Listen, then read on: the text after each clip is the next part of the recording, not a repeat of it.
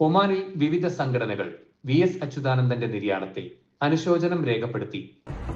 കേരളത്തിന്റെ മുൻ മുഖ്യമന്ത്രിയും പ്രതിപക്ഷ നേതാവുമായ സഖാവ് VS അച്യുതാനന്ദന്റെ നിര്യാണത്തിൽ ഇന്ത്യൻ സോഷ്യൽ ക്ലബ് കേരള വിഭാഗത്തിന്റെ പേരിൽ ആദരാഞ്ജലികൾ അർപ്പിക്കുന്നു. വളരെ താഴേക്കിടയിൽ നിന്നുള്ള ആളുകളുടെ ഇടയിൽ പ്രവർത്തിക്കുകയും വളരെയധികം ധീരമായ നിലപാടുകൾ എടുത്തുകൊണ്ട് ജനസമൂഹത്തിന്റെ ഇടയിൽ ശ്രദ്ധ നേടുകയും ചെയ്ത ആ ധീരനായ സഖാവിന്റെ മുമ്പിൽ ഒരിക്കൽ കൂടി ബാഷ്പാഞ്ജലികൾ അർപ്പിച്ചുകൊണ്ട് നിർത്തുന്നു. സമരസപ്പെടാത്ത യൗവനമാണ് സഖാവ് VSനെ കുറിച്ചുള്ള ഒരുപാട് പ്രതികരണങ്ങളിൽ ഏറ്റവും ശ്രദ്ധേയമായ ഒന്നാണ്. കേരളത്തിലെ കർഷക തൊഴിലാളി പുരോഗമന പ്രസ്ഥാനത്തിന് വളരെയധികം വേദനാജനകമായ ഒന്നാണ് സഖാവ് VSന്റെ വിടവാങ്ങൽ. സഖാവ് VS 2000 ആണ്ടിൽ ഒമാൻ സന്ദർശിച്ചിരുന്നു.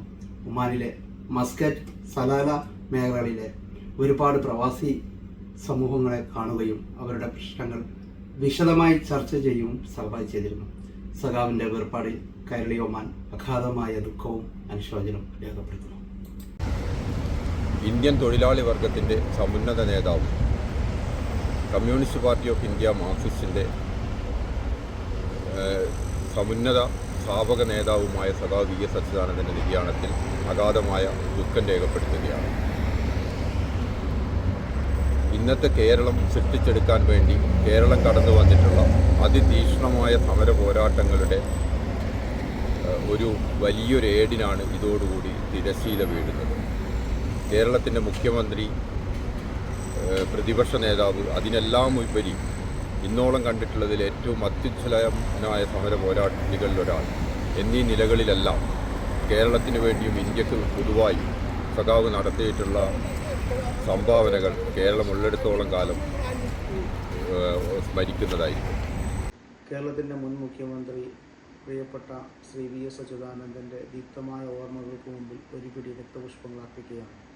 കേരളത്തിൻ്റെ മുൻ മുഖ്യമന്ത്രി, പ്രതിപക്ഷ നേതാവ്, കേരളത്തിൻ്റെ പ്രിയപ്പെട്ട സമരനായകൻ, പ്രകൃതി സംരക്ഷണ പ്രവർത്തനങ്ങളുടെ മുന്നണി പോരാളി, സാംസ്കാരിക പ്രവർത്തകൻ എന്ന നിലയിലൊക്കെ അദ്ദേഹം നടത്തിയ പ്രവർത്തനങ്ങൾ എന്നും സ്മരിക്കപ്പെടും.